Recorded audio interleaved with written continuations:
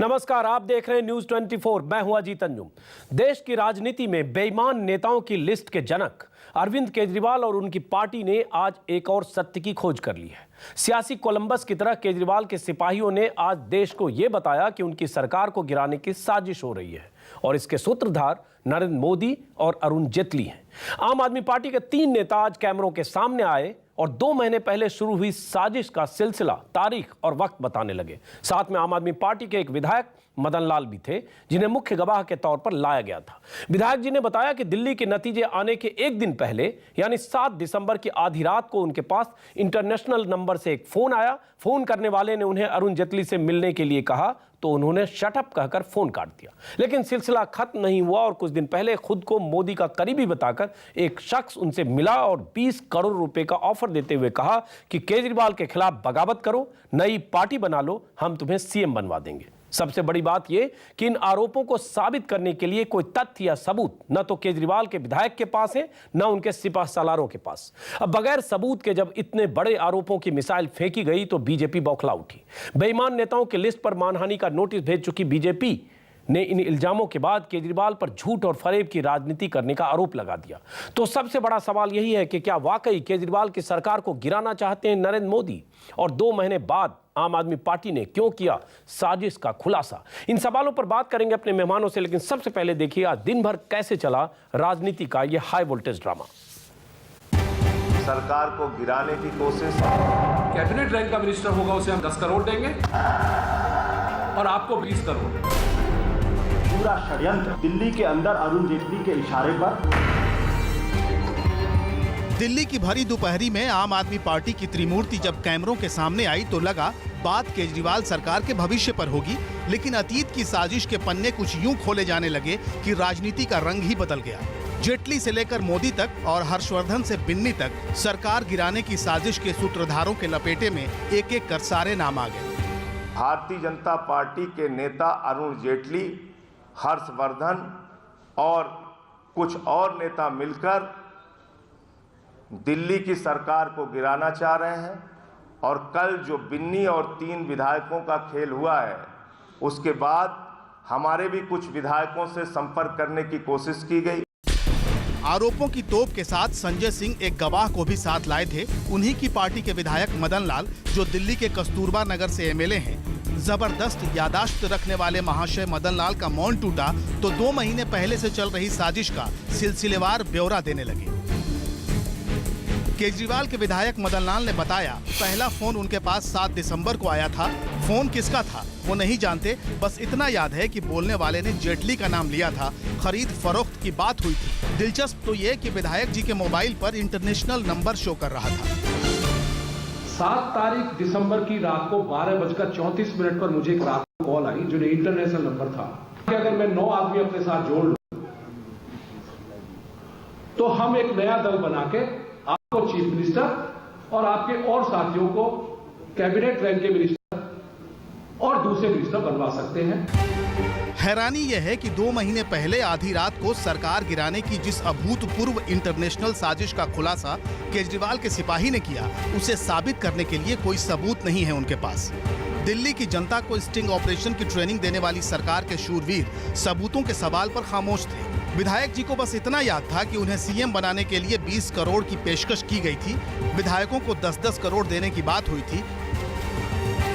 खैर, 2 महीने से खामोश पड़ा साजिश का भूत बाहर आया और राजनीति सुलग गई। बीजेपी के सभी वीरों ने मोर्चा संभाला और केजरीवाल सरकार को गिरेबान में झांकने की नसीहत दे दी। आम आदमी पार्टी का सवाल है, उनके नेता अब केवल झूठ, फरेब और लोगों को सिर्फ गुमराह करने वाली राजनीति कर रहे हैं।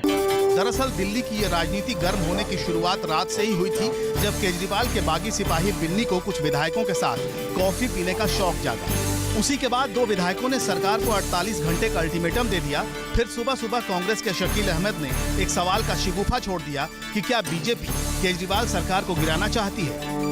बीजेपी चाहती है अपने एक मल्टी मिलियनर जो उनके सहयोगी हैं उनकी मदद से कि कुछ विधायकों को पैसा देके उनसे रिजनेशन करवा के उनकी सीट खाली करवा ली जाए, जिससे विधायकों की संख्या कम हो जाए और बीजेपी की मेजॉरिटी हो जाए दिल्ली विधानसभा में।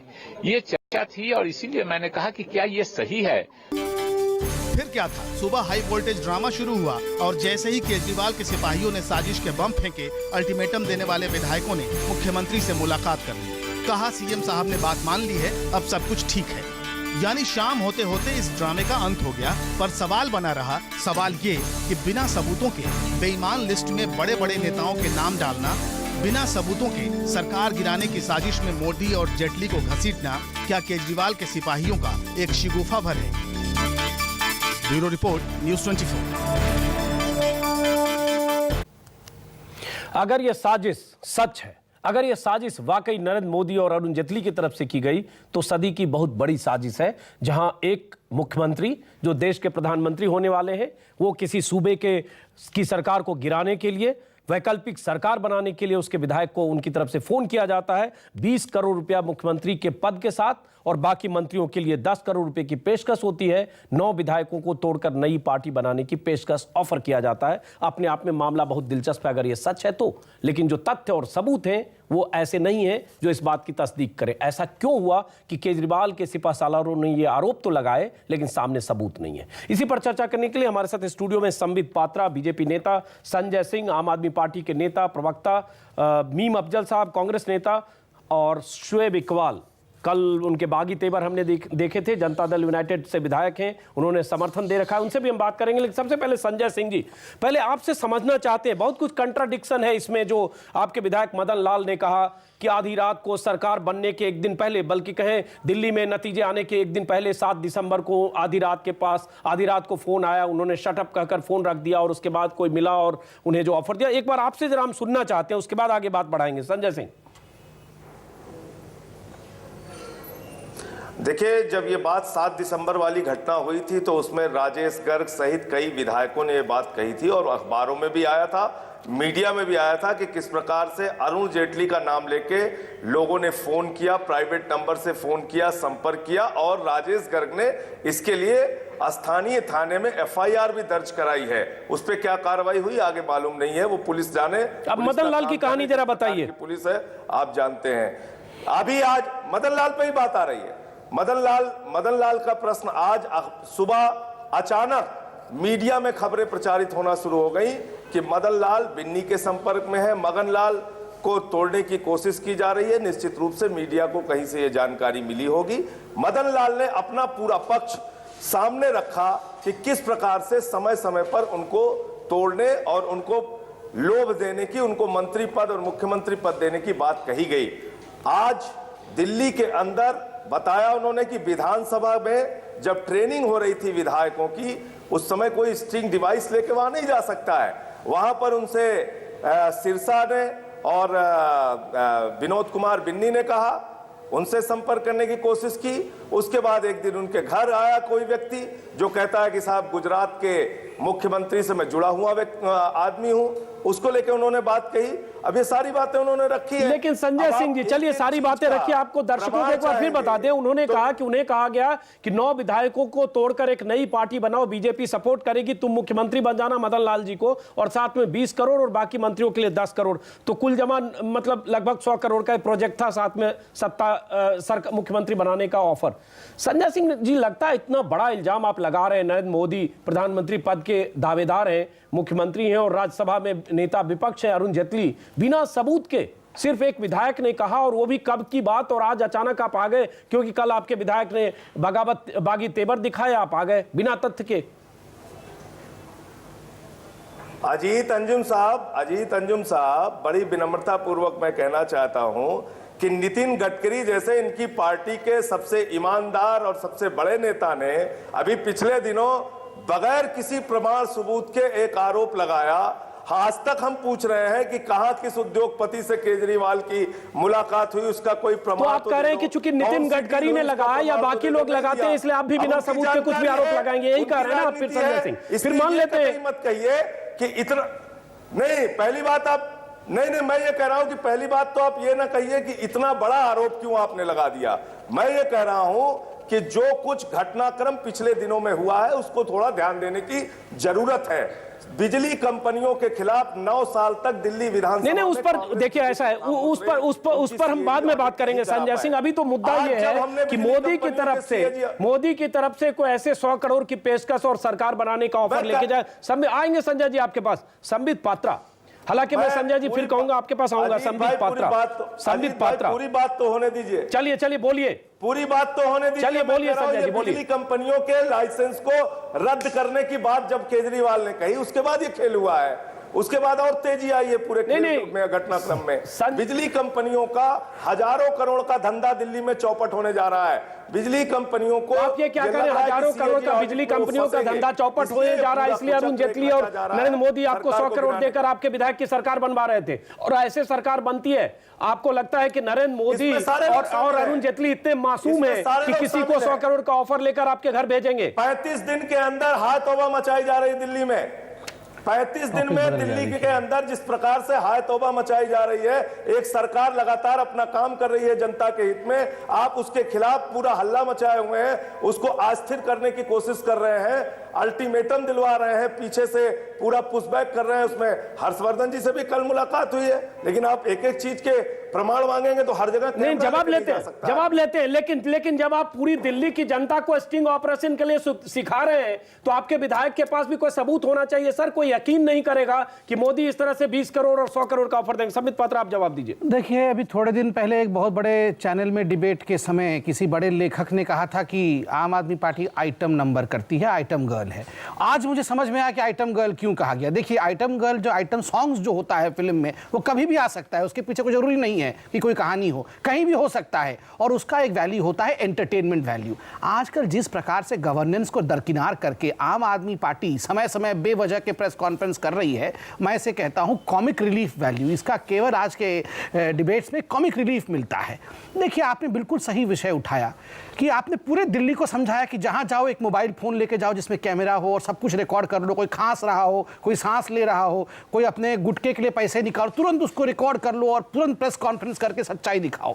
इनके खुद के विधायक ये नहीं कहा, ये आप नहीं डाइल्यूट कर रहे हैं। मैंने कोई भी विषय हो, करप्ट सिस्टम, वही मतलब करप्ट घूस मांगे तो आप मैं वही बोल रहा हूं, छोटे से छोटा भी कोई करप्शन कर रहा हो तो आप तुरंत रिकॉर्ड करिए। और यहाँ 100-100, 200 करोड़ की बात हो रही है, उसके लिए तो बड़े बड़े कैमरे लेके जाने चाहिए थे, न जाने क्या क्या करना चाहिए था। आपने फोन तक रिकॉर्ड नहीं किया, चलिए उसको भी भूल जाते हैं। सरकार बनने से पहले पूर्व रात्रि को इनके पास फोन आता है कि आप 9 लोग अलग हो जाइए। 10 भी नहीं बोलो, 1/3 भी नहीं बोला जाता है। अब सबको पता होता है कितने लोग चुन के अगले दिन आने वाले हैं। अर्थात एक तरह से इलेक्शन प्रोसेस के ऊपर ही पूरी तरह से क्वेश्चन मार्क लगा रहे हैं कि पहले से ही मगर संबित पात्रा नहीं, आप देखिए, ये एक एस्केप रूट है। आपसे गवर्नेंस नहीं हो रहा है, आपसे बिजली कंपनियां संभाली नहीं जा रही हैं, तो आप पिछले दरवाजे से भाग रहे हो और पिछले दरवाजे का नाम बीजेपी। मैं बोलूंगा, आप जवाब दीजिए संजय सिंह। ये सच है कि लोग इल्जाम लगा रहे हैं कि आप सरकार चला नहीं रहे, सरकार के लिए जो काम करना चाहिए वो कर नहीं रहे हैं। धरना से शुरू होकर उसके बाद आप इतना बड़ा इल्जाम लेकर आ गए कि अब 3 दिन इस पर बहस होती रहे कि मोदी और अरुण जेटली की तरफ से 100 करोड़ का ऑफर था आपकी सरकार को डिस्टेबलाइज करने के लिए। संजय सिंह। अजीत भाई, थोड़ा समय दीजिएगा अपनी बात कहने का प्लीज। पहली बात तो यह कि item girl, item number, Rakhi Sawant से तुलना, इस तरह की भाषा का उनका नाम प्रयोग नहीं किया गया है संजय भाई। यहाँ पे 4 आदमी पार्टी कहते थे, आम अमरूद पार्टी कहते थे। अरे भाई, आप पूरी बात तो सुनिए। आपने कोई बात कही, उसका जवाब तो सुनिए। आपने गवर्नेंस की बात कही, ये बहुत अच्छी बात कही।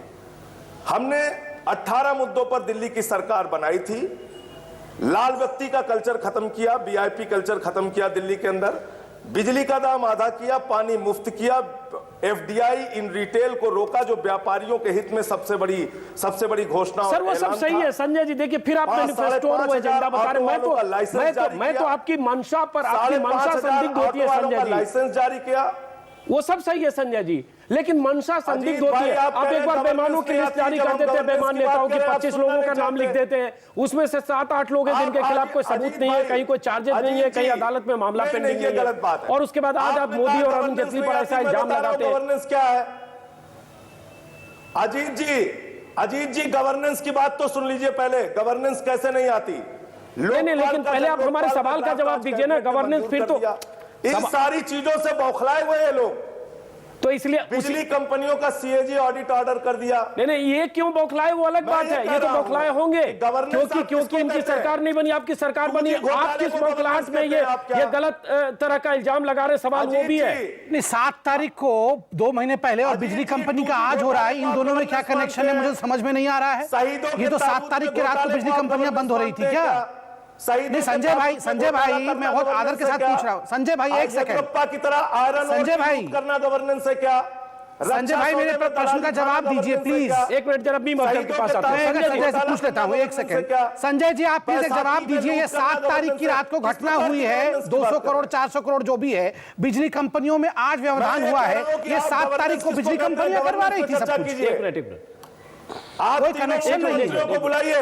गवर्नेंस आप किसको कहते हैं? संजय जी एक मिनट, संजय जी चलिए गवर्नेंस को कह रहे हैं। संजय जी आपके 3 मुख्यमंत्री हैं, संजय जी एक मिनट, उनको बुलाइए। आप पहले एक मिनट संजय जी गवर्नेंस पर हम बात कर लेंगे कभी और। बात संजय जी 7 तारीख को जवाब दिया जाए। संजय जी आपने गवर्नेंस पे सवाल उठाया। नहीं संजय जी एक सवाल आपके झूठ पे सवाल विषय को भटकाइए नहीं। संजय जी 8 दिसंबर को दिल्ली में नतीजे आए, 7 तारीख को अरुण जेटली आपके उस विधायक को फोन करते और शटअप करके फोन रख देता है। 7 से आज वो अचानक खुलासा होता है 2 महीने बाद। मुझे लगता है कि ये थोड़ा प्रीमेच्योर, अगर खुलासा भी कुछ करिए तो कुछ सबूतों के साथ जिस पर लोग यकीन करें।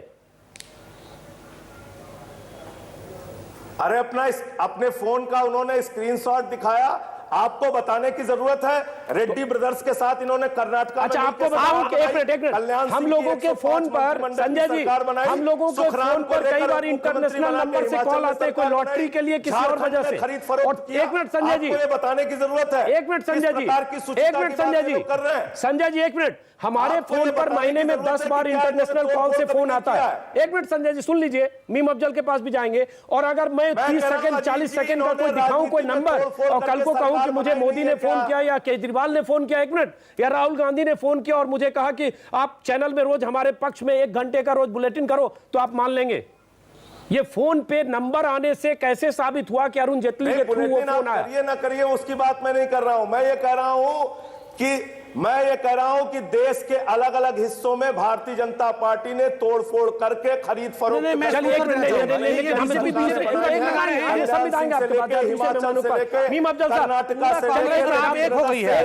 पचासों उदाहरण है इसके। संजय जी आते हैं, चलिए मैं समझ रहा हूँ। बीजेपी आपकी फायरिंग लाइन में हम आते हैं आपके पास। क्यों है फायरिंग लाइन? एक मिनट संबित पात्रा, मीम अफजल साहब आप तो बीच में हैं और वैसे दोनों का आपने देखा बीजेपी और आम आदमी पार्टी के बीच।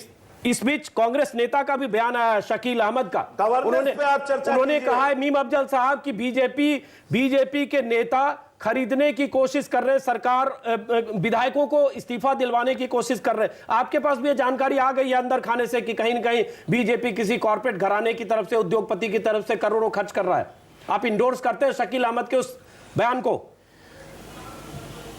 देखिए पहली बात तो है कि शकील अहमद साहब ने ये नहीं कहा कि बीजेपी के नेता, उन्होंने सिर्फ इतना कहा है कि करोड़पति घराने के बारे में ये खबर उड़ी हुई है कि वो सरकार को गिराने के लिए। नहीं तब आपने लगता है उनका ट्वीट नहीं पढ़ा है बीजेपी मीम अफजल साहब। उन्होंने ट्वीट, एक मिनट मीम अफजल साहब, उनका ट्वीट का हिंदी तर्जुमा बता रहा हूं। क्या ये सच है कि बीजेपी का एक अरबपति सहयोगी आम आदमी पार्टी और उसके सहयोगी विधायकों को पैसा देने की शकील साहब से बात की है?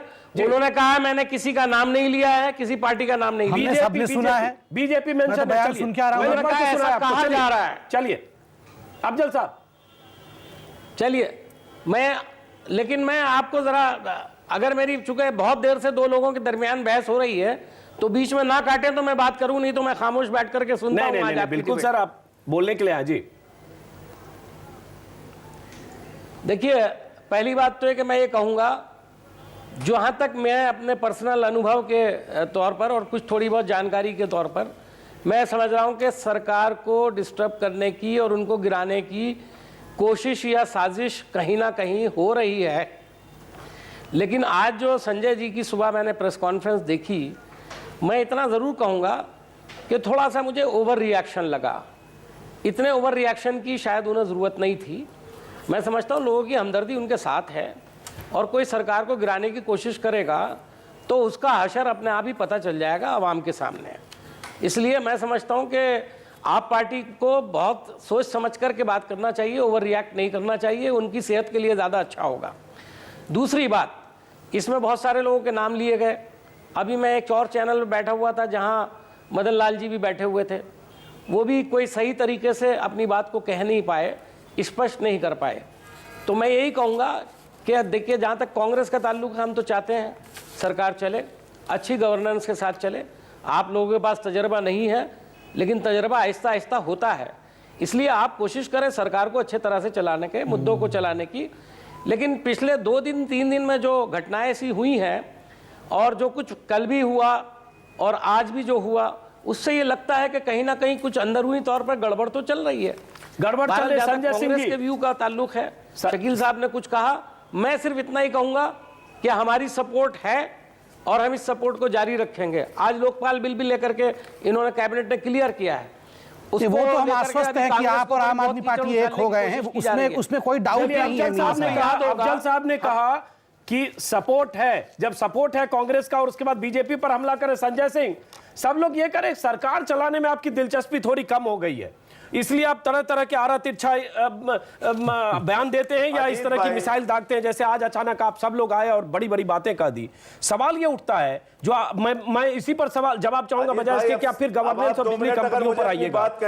लेकिन संजय सिंह, ये तो सच है कि जब इतनी बड़ी बात आप करते हैं, मैं फिर बड़ी बात कहूंगा क्योंकि आपके विधायक के पास कोई आया 20 करोड़ 100 करोड़, कुछ सबूत होना चाहिए, और बिना सबूत के ऐसी बात करते हैं। जो आपने पहले बेईमान नेताओं की भी लिस्ट निकाली, फिर आपकी वही विश्वसनीयता खतरे में होती है कि आप कुछ भी बोल सकते हैं, किसी को चिन्हित कर सकते हैं किसी भी ढंग से, क्योंकि आप गवर्नेंस में या सरकार चलाने में आपकी दिलचस्पी कम है, लोकसभा चुनाव पर आपकी नजर है। संजय सिंह, देखिए अजीत भाई, जब बार बार ये बात आप कहते हैं कि सरकार चलाने में हमारी दिलचस्पी कम है, तो मुझे लगता है कि आपका आकलन या भारतीय जनता पार्टी और कांग्रेस पार्टी का आकलन किस रूप में है मुझे समझ में नहीं आता। तीनों राज्यों के मुख्यमंत्रियों को दिल्ली में बुलाइए और एक मिजोरम में भी सरकार बनी है, उनके भी मुख्यमंत्री को बुलाइए। आपका देश का बहुत बड़ा चैनल है, खुली बहस दिल्ली में कराइए। आपने उसका जवाब नहीं दिया कि आपने उसका जवाब नहीं दिया कि हवा हवाई आरोप क्यों लगे। संजय सिंह, आप हवा हवाई आरोपों पर बात नहीं कर रहे हैं, आप अपने एजेंडे पर बात कर रहे हैं। 2 बातें आप पूछे, आप जवाब सुनना नहीं चाहते अजीत भाई, आप सब जवाब सुनना नहीं चाहते। नहीं, हम जवाब सुनना चाहते हैं, मुझे जवाब तो देने दीजिए। मैं ये कह रहा हूं कि गवर्नेंस के मुद्दे को जब आप उठा रहे हैं तो बिल्कुल सही बात है कि अरविंद केजरीवाल को शहीदों के ताबूत में घोटाला करना बिल्कुल नहीं आता, रेड्डी ब्रदर्स के साथ आयरन ओर का घोटाला करना। अच्छा चलिए एक बात बताइए संजय सिंह, ड्राइवर और ज्योतिषी को डायरेक्टर बनाना बिल्कुल नहीं आता, ये सारा फर्जी काम करना। 2G स्कैम और कोलगेट स्कैम आता है अरविंद ने, 2G स्कैम कोलगेट स्कैम कहां आपने अटैची में बंद करके रख दिया है। NRHM का घोटाला करना। संजय सिंह चलिए जो आता है उसी की बात करते हैं। बहुत सूक्ष्म तरीके से सब कुछ दिख रहा है। नहीं अजीत जी, बहुत सूक्ष्म तरीके से शोएब इकबाल बैठे उनके एक सेकंड बोल दूं, देखिए बहुत सूक्ष्म तरीके से जो इन दोनों पार्टियों का, जो आपके कोने में दोनों बैठे हुए हैं, कांग्रेस और आप आदमी पार्टी का, इनका जो निकाह हुआ है ना, वो अब चैनल में भी दिख नहीं रहा है। घोटाले भी याद नहीं आते। संजय जी एक मिनट, शोएब इकबाल के पास जाते हैं, वो गवर्नेंस सिखा रहे हैं। संजय सिंह एक मिनट, संजय सिंह एक लाइन बताइए। शोएब इकबाल कल बागी थे, जेडीयू के विधायक हैं, उन्होंने बिन्नी के साथ प्रेस कॉन्फ्रेंस की, एक दूसरे निर्दलीय विधायक भी थे। आज वो अरविंद केजरीवाल से मिले और मिलकर कहे कि उनकी सारी बातें मान ली गई है और वो फिर समर्थन जारी रखेंगे। क्या कोई डील हुई है शोएब इकबाल से आपकी?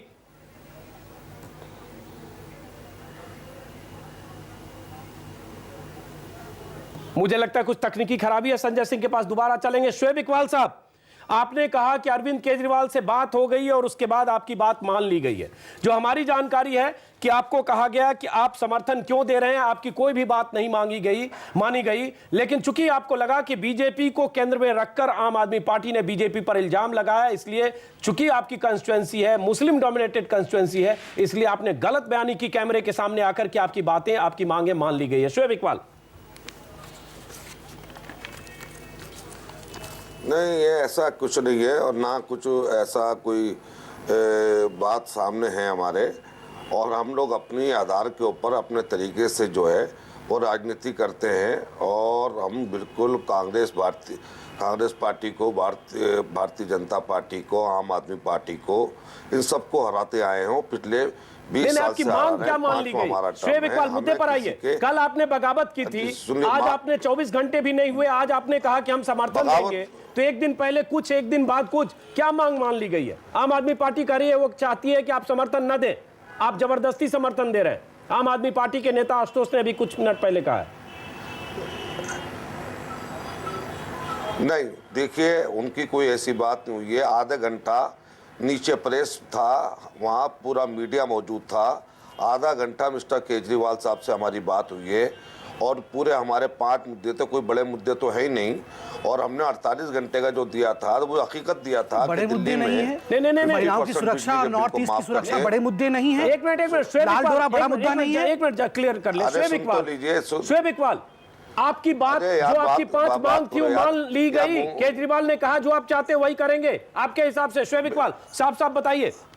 जी जी जी जी, आप तो कोई मेरी जाति मांगे नहीं, बिल्कुल बिल्कुल। और ये बातें जो है वो इन्होंने मान ली, सीधा सा कह दिया, और नीचे सामने प्रेस तो मौजूद था।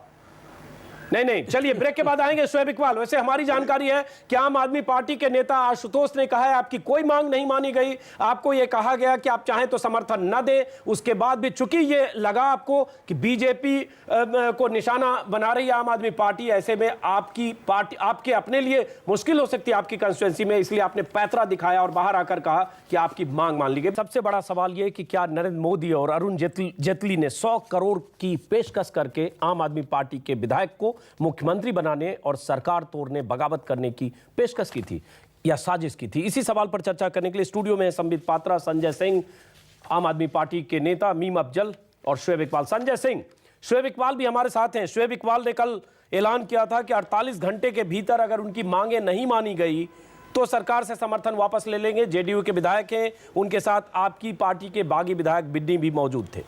आज शोएब इकबाल ने अरविंद केजरीवाल से मुलाकात के बाद अचानक बाहर आकर कहा कि उनकी मांगे मान ली गई है। क्या माना जाए कुछ मांगे मान ली गई है, जिसमें दिल्ली को 700 लीटर पानी, महिला सुरक्षा और बाकी बातें थी? नहीं, दिल्ली को 700 लीटर पानी देने की बात जहां तक है वो तो सरकार ने पहले ही कर दिया है। नहीं, महिला सुरक्षा की बात जहां तक है उसके ऊपर सरकार काम कर रही है। महिला सुरक्षा, हाँ ठीक है, जरूर 34-35 लीटर कम है उसमें, ये बात मैं मान रहा हूँ आपकी जी। 700 लीटर से 667 लीटर है, 33 लीटर उसमें कम है। ठीक बात आपने कहा, याद दिलाने के लिए बहुत धन्यवाद आपको। दूसरी बात, महिला सुरक्षा बिल के लिए जहां तक बात है, महिला सुरक्षा बिल को उसका ड्राफ्ट तैयार हो रहा है, उस पर काम कर रही है सरकार। लोकपाल की जहां तक बात है, लोकपाल आज कैबिनेट में मंजूर हो गया है, इसके बाद आगे जाके कार्रवाई होना है, सदन में रखा जाएगा। उसमें कांग्रेस बीजेपी का क्या रवैया होगा वो भी देश के सामने आ जाएगा। सरकार प्रतिबद्ध है और इसी को गवर्नेंस कहते हैं। संजय सिंह, एक मिनट रुकिए, आता हूं। संजय सिंह, थोड़ा कंट्राडिक्शन है। कई बार मुझे लगता है आपकी पार्टी के नेता कौन क्या बोलता है समझ में नहीं आता है।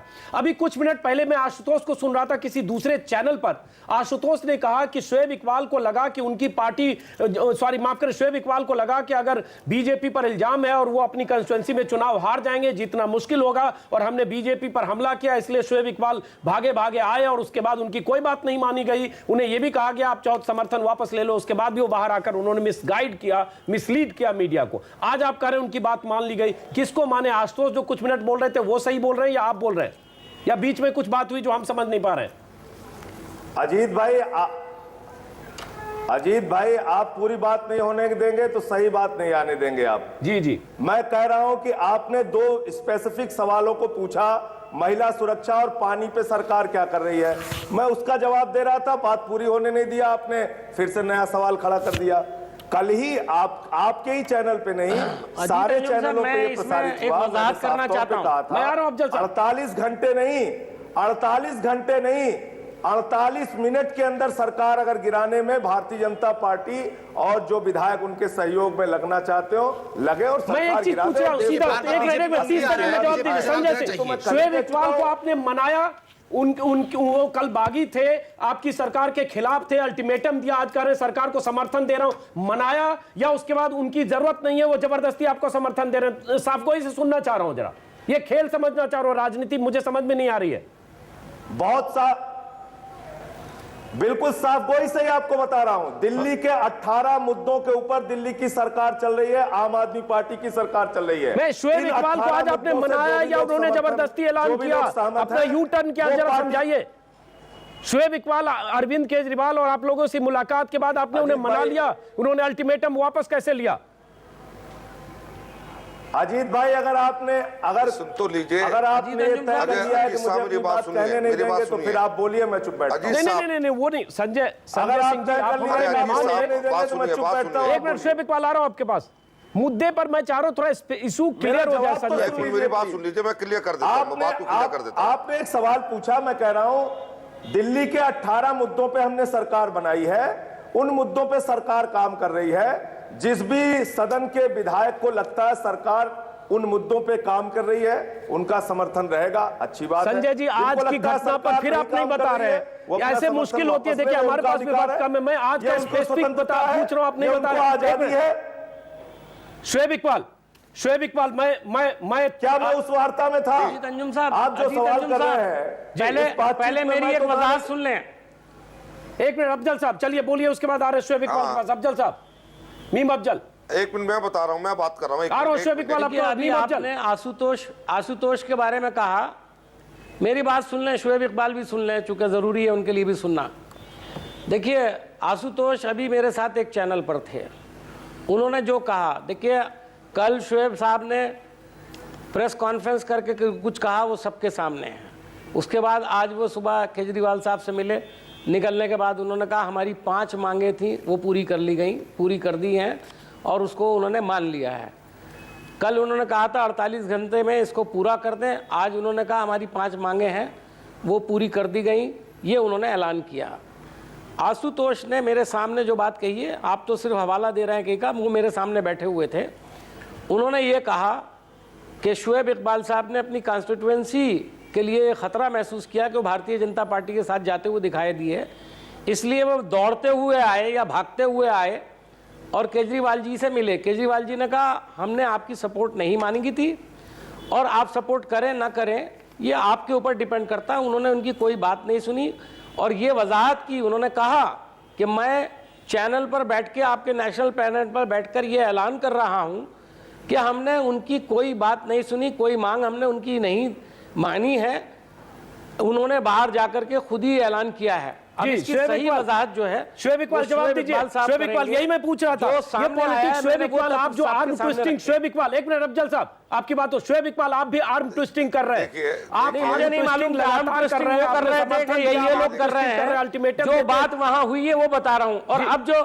संजय सिंह साहब कोशिश ये कर रहे हैं कि शायद उस बात को उस तरह से ना कहा जाए। शुएब इकबाल, हेलो, मैं जी मैं कह रहा हूँ, शुएब साहब को बताना चाहिए, वो बताएंगे क्या एक्सप्लेनेशन है। कोई मेरे जी, हाँ मैं बता रहा हूँ, बोल रहा हूँ।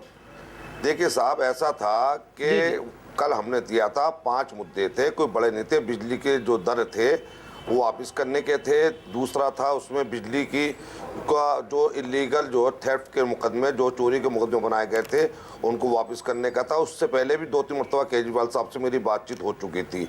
तीसरा था हमारा महिला सुरक्षा अपना उसका दल का गठन करना, और ये 5 मुद्दे थे, कोई बड़े नहीं थे। और जाके मैं उनके बाद बैठने के बाद वहाँ बात हुई, उन्होंने मैंने कहा भाई ये बात सीधा हमारे ये 5 मुद्दे, इनको आप देखिए।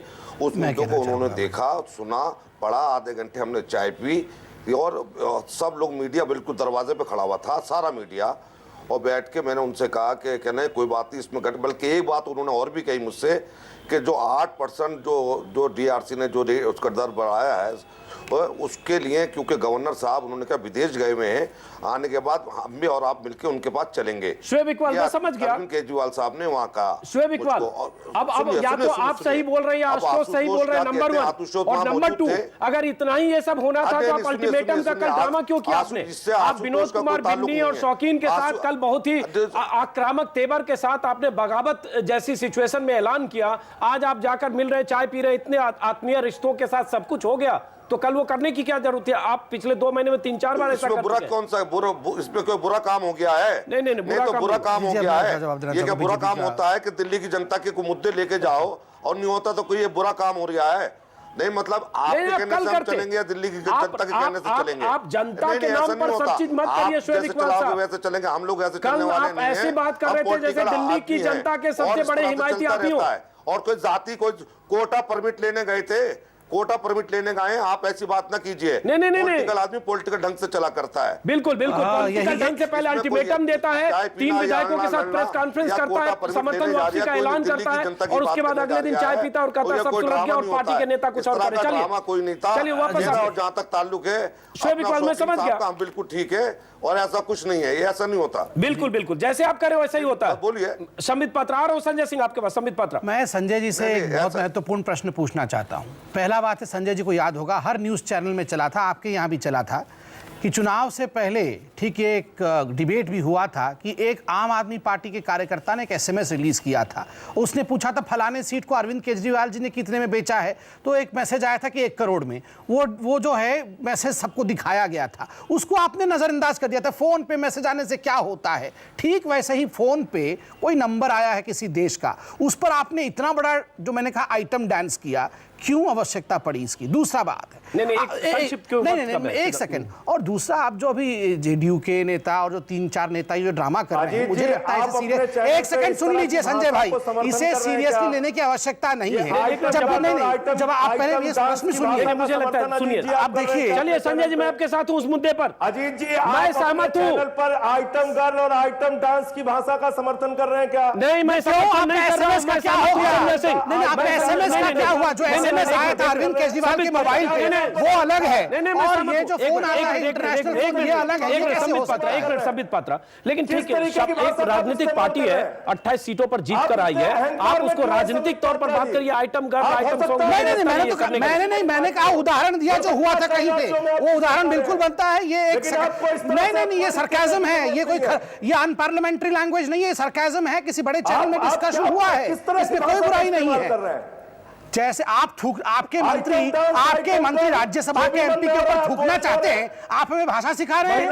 जो थूकना चाहते हैं मंत्रियों के ऊपर, जिसके नेता महिलाओं के सामने महिलाओं को रेड करते हैं और रास्ते में किस प्रकार से उनका कैविटी सर्च करवा देते हैं, आप हमें भद्रता सिखा रहे हैं। संजय भाई मैं आपकी बहुत इज्जत करता हूं, आप बड़े हैं मेरे, और ये सब भारतीय जनता पार्टी को कृपा करके मत सिखाइए। आप जिस प्रकार आम आदमी पार्टी का वो आइटम डांस ही रहा है। इस तरह के एक मिनट संजय सिंह, इस तरह के शब्दों का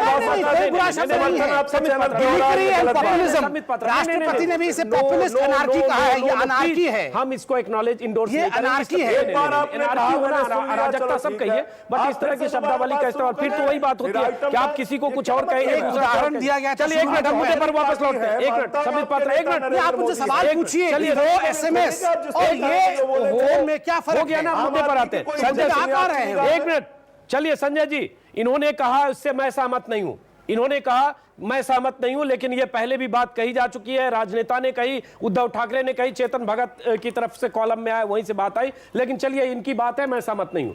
अब मुद्दे पर आते हैं। मीम अफजल साहब आपके पास आऊंगा, उससे पहले संजय सिंह। एक बात संजय सिंह होती है कि आपने बेईमानों की एक लिस्ट निकाली, उसमें बहुत सारे नेताओं का नाम डाला। कपिल सिब्बल ने कहा, गडकरी ने तो चलिए नोटिस भेजा और गडकरी पर पूर्ति का मामला भी है और गडकरी को अध्यक्ष पद छोड़ना पड़ा, लेकिन कपिल सिब्बल ने भी कहा और कुछ लोगों ने कहा, कपिल सिब्बल ने तो कहा 48 घंटे के भीतर माफी मांगे। एक बात तो आती है कि आपकी विश्वसनीयता संदिग्ध नहीं होती अगर बिना सबूत के आप नेताओं का नाम देते हैं, तो पहले सबूत रखिए जनता के सामने कि ये करप्शन चार्जेज है, ये घोटाला है, इसका ये कागज पत्तर और इसलिए बेईमान है। उसी तरह से जैसे आज आपने कह दिया मोदी के लिए, यहां भी सबूत नहीं था, तब भी सबूत नहीं था। संजय सिंह, नहीं, मैं यही कह रहा हूं कि जो नोटिस कपिल सिब्बल जी की तरफ से आया है या अनंत कुमार जी की तरफ से आया है या जीके वासन की तरफ से आया है, जिन लोगों की तरफ से भी आया है, इन लोगों के संबंध में 10 दिन का अनशन हुआ था जंतर मंतर पे इन लोगों के बारे में, और उसके प्रमाण रखे गए थे। और गडकरी की तरफ से भी जो नोटिस आया है, ड्राइवर और ज्योतिषी को डायरेक्टर, शीला दीक्षित के खिलाफ जो एविडेंस थे वो कौन से अटैची में बंद है, पहले ये बताइए। नहीं किया था। अरे आपके पास तो शीला दीक्षित के खिलाफ भी सारे एविडेंसेस थे, आप इस प्रकार नहीं कर सकते संजय जी। आप कांग्रेस के साथ मिलके ये नॉनसेंस गेम नहीं खेल सकते हैं।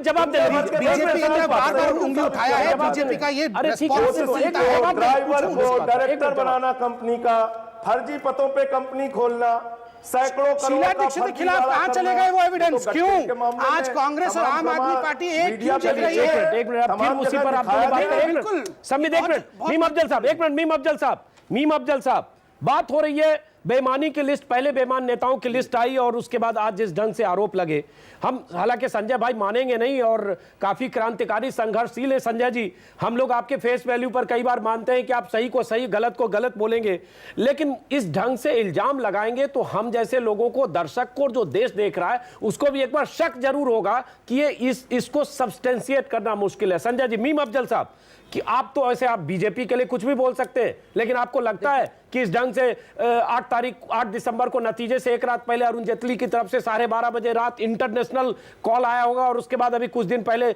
20 करोड़ का ऑफर मुख्यमंत्री पद के साथ और 10 करोड़ हर मंत्री के साथ, ये आपको लगता है सही है, हुआ होगा? देखिए ये ऐसी बात नहीं है जिस पर कोई बड़ी आसानी से यकीन कर लेगा। पहली बात तो ये आपने खुद ही कहा कि बड़े बड़े नेता कोई ऐसा काम करेंगे तो इतने बेवकूफ़ नहीं है कि फ़ोन करा करके इस तरह से बात करेंगे, नंबर 1। दूसरी बात मैं ये कहना चाहता हूँ कि अभी आपने ये जो 29-28 लोगों की लिस्ट निकाली थी, आपको याद होगा कि आप ही के चैनल पर बैठकर मैंने ये बात कही थी कि अभी पीछे आप पार्टी के ख़िलाफ़ मीडिया काफ़ी गर्म हो गया था और काफ़ी इनके ख़िलाफ़ आपने एक स्टैंड लिया था जो उनकी पूरी भूमिका थी।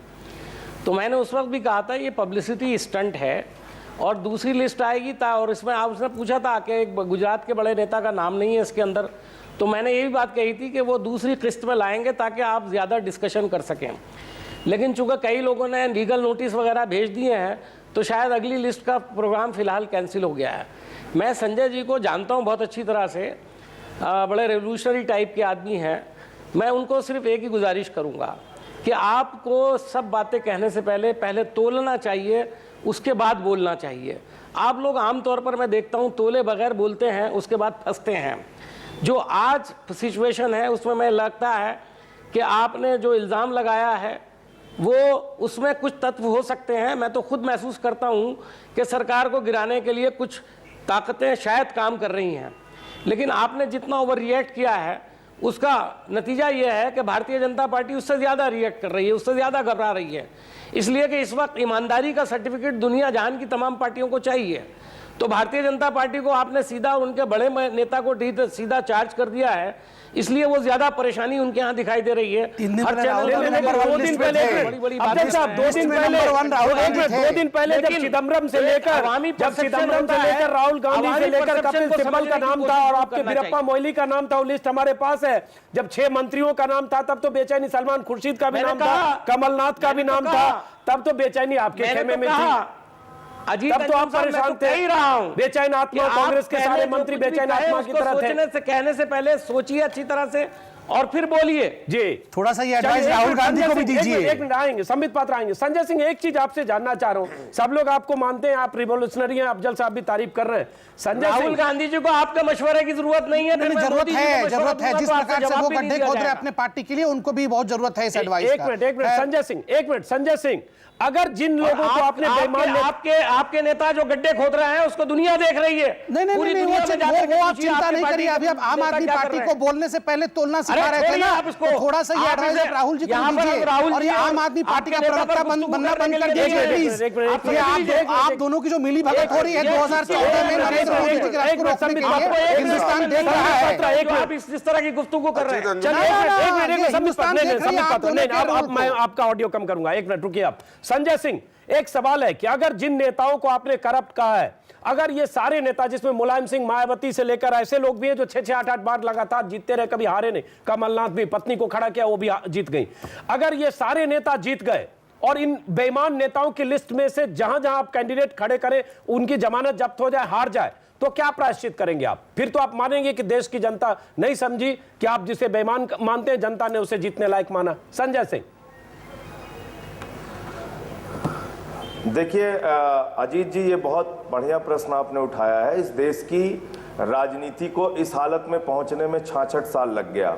अंग्रेज इस देश से गए तो बांटो और राज करो की राजनीति पे एक फार्मूला देके गए, जातियों धर्मों के आधार पे पूरे समाज को बांट दिया गया है। तो आपकी बात हो सकता है सही निकले कि जो जिन लोगों पे हमने आरोप लगाया है, हो सकता है कि वो सारे खेल करके वो फिर से संसद में आ जाए, लेकिन हम इससे अपनी प्रक्रिया को रोकेंगे नहीं। जनता इस देश की मालिक है, उसको फैसला लेने का अधिकार है। हम उसको आगाह करेंगे, उसको जानकारियां देंगे, उसको बताएंगे। चलिए, सिर्फ मुश्किल इस बात की है, लोग महसूस करते हैं जिस बात को कि ये गलत है, हम उसको बोल देते हैं, इसलिए हम आरोपी हो जाते हैं। चलिए, बिना सबूत के बोल देते हैं। सबसे बड़ी बात यही है संजय सिंह, उसके लिए कुछ बोलने के लिए, आरोप के लिए सबूत चाहिए। संजय सिंह, वक्त कम है, 30 सेकंड। शोएब इकबाल, अगला अल्टीमेटम इस सरकार को कब देंगे? शोएब इकबाल, कई बार अल्टीमेटम दे चुके हैं, कुछ सेट होते हैं या मान जाते हैं, हालांकि इस बार मनाया गया कि नहीं उस पर भी संदेह है, लेकिन अगला अल्टीमेटम कब देंगे आप, या कब तक चलाएंगे सरकार को?